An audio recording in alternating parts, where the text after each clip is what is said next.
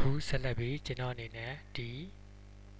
ကျွန်တော်တို့ယူလာတဲ့စာရွက်တွေမှာ background စာရွက်တွေမှာကျွန်တော်တို့အရောင်တွေဘယ်လိုဖြည့်သွင်းတယ်ဆိုတာကိုကျွန်တော်ဆက်လက်သင်ပြပါမယ်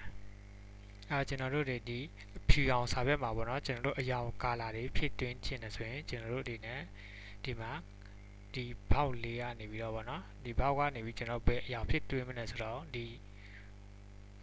နေရာလေးကနေကျွန်တော်ရွေးချယ်ပါမယ်ဒီမှာဆိုရင်ဒါအပေါ် color ရယ်အောက် color ရယ်နှစ်ခုရှိပါတယ်ကျွန်တော်အနေနဲ့အပေါ် color ကိုချက်သိမ်းလိုက်ပါမယ်ပြီးရင်ကျွန်တော်တို့ဘယ်လို color မျိုးနဲ့ကျွန်တော်တို့ color ထည့်သွင်းမလဲဆိုတာကိုလိုက်လံပြီးတော့သတ်မှတ်လို့ရပါတယ်အဲကျွန်တော်အနေနဲ့အနီရောင် color ကိုထည့်သွင်းမယ်ဆိုရင်အနီကိုတစ်ချက်သိမ်းလိုက်ပါမယ်ဒါ color ကိုလိုက်လံပြီးတော့ရွေးချယ်လို့ရပါတယ်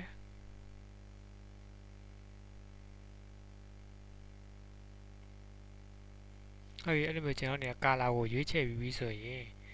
ကျွန်တော်အရောင်ဖြည့်သွင်းမှာဖြစ်တဲ့အတွက်ဒီနေရာလေးကနေပြီးတော့ကျွန်တော်တို့ဒီမှာ graphic တို့ရဲ့ဒီမှာဒီတို့လေးကနေပြီးတော့ဗောနော်ကျွန်တော်တို့ဒီအပေါ်ဆုံးတို့လေးကို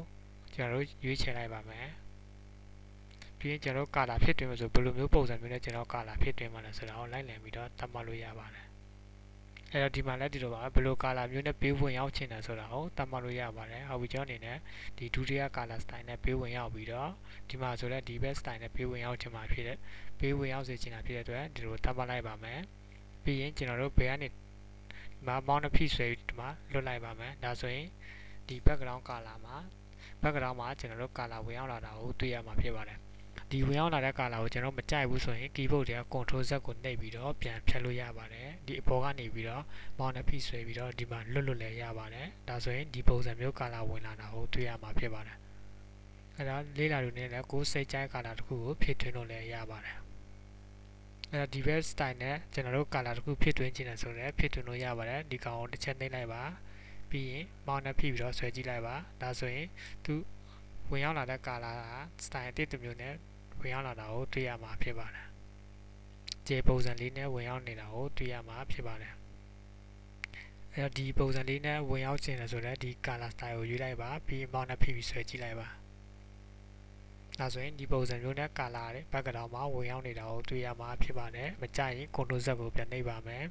ပြီးရင်ဒီနေရာမှာလည်းဒီလိုပါကျွန်တော်တို့ဘယ်လို color style နဲ့ဘေးဝင်ရောက်ခြင်းလဲဆိုတာကိုပြန်နဲ့သတ်မှတ်လို့ရပါတယ်ဒီ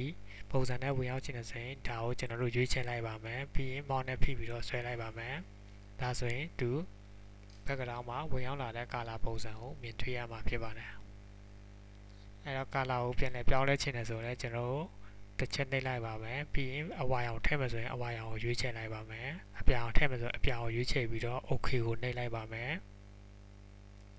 ပြီးဒီမှာလည်းဒီတိုင်းပါပဲဘယ်လို style မျိုးနဲ့ color ကိုဝင်ရောက်စေချင်လဲဘယ်လိုပုံစံမျိုးနဲ့ဝင်ရောက်စေချင်တယ်ဆိုတာကိုကျွန်တော်တို့ပြန်လည်သတ်မှတ်ပြီးတော့ color ကိုထပ်မံထည့်သွင်းလို့ရပါတယ်မကြိုက်ဘူးဆိုရင် control z နဲ့ပြန်နှိပ်ပြီးတော့ပြန်ဖြတ်ပါမယ် keyboard တွေက control z ကိုပြန်နှိပ်ပြီးတော့ဖြုတ်လို့ရပါတယ်